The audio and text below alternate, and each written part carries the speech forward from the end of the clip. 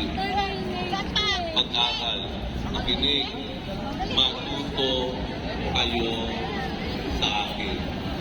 Binibigyan ng talaga ng Panginoon ang kakayahan ng tao na makinig at matuto sa Diyos.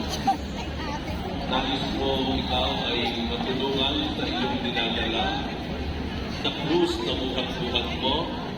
Ano sabi ng Panginoon? Matuto ka sa akin.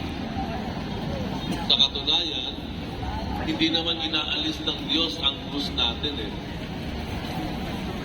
Hindi naman inaalis ng Diyos. Ang sabi lang ng Diyos dito, lumapit kayong nabibigatan sa inyong pasanin at kayo'y pagpapahingahin ko. Pero hindi niya sinasabing tatanggalin ko ang krus ninyo. Maaring graphically, dala-dala pa rin natin ang krus, pero nakakaya po nating pagpahinga. At sinabi pa ng Panginoon dito, to emphasize this point, ang sabi niya, magaang pasanin ninyo ang aking pamatok at mag-aral kayo sa akin. Pasanin ninyo ang aking pamatok. Pagkatapos sabihin ng Panginoon na lumapit kayo sa akin ng papagal, sinabi niya, pasanin ninyo ang aking pamatok. In other words, hindi naman talaga sinabi ng Panginoon na mawawalan tayo ng problema. Sinabi ng Panginoon, mawawala yung ismosa sa buhay natin, o yung nanlalait sa atin, o yung nanglalamang sa atin, yung nanloloko sa atin, hindi yan mawawala. Ang sinabi lang ng Panginoon, mag-aral kayo sa akin. Pasanin ninyo ang aking pamatok at mag-aral kayo sa akin. Sa mga tuwing na sinasabi ng Panginoon, kailangan po nating matuto kung paano magpasan ng krus. Kung paano pasanin ang ating mga suliranin. Nagtitiwala ang Diyos sa ating kakayahan.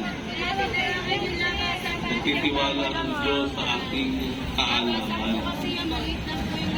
Nagtitiwala ang Diyos sa ating pagkatyaga. Kaya hindi niya agad-agad tinatanggal ang krus. Ang krus ay mananatiling dala-dala natin. Kaya nga sinasabi ng ating banal na kasulatan, magtulungan kayo sa inyong dala-dalang krus. Magtulungan kayo o carry each other's crosses.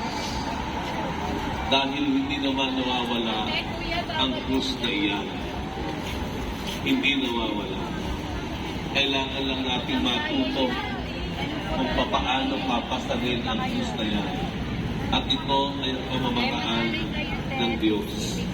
At isa sa pamamaraan ng Diyos, kung paano natin dadalhin ang krus natin, tayo daw po ay dapat handang pagpasan ng krus ng iba. Father, ganun ba yun? May krus na ako? Tutulong ako ng pagdala ng krus ng iba? Opo. Opo. Minsan po, to solve our own problems, we have to solve others' problems.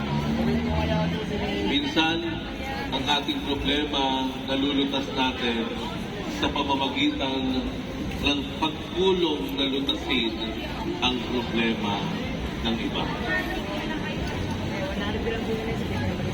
Yun ang isang aral na matututunan natin ayon sa Ebanghelyo sa Panginoon. Noong June 22, for the first time, history ng Pilipinas, sa kasaysayan ng Pilipinas, nagkaroon ng mass shooting sa Tacloban High School. Dalawang bata, edad 14 at 15, ang pumasok sa umagang iyon na pagkatapos ng flag ceremony ay nagsimulang magpaputok ng kani-kaniyang mga barili.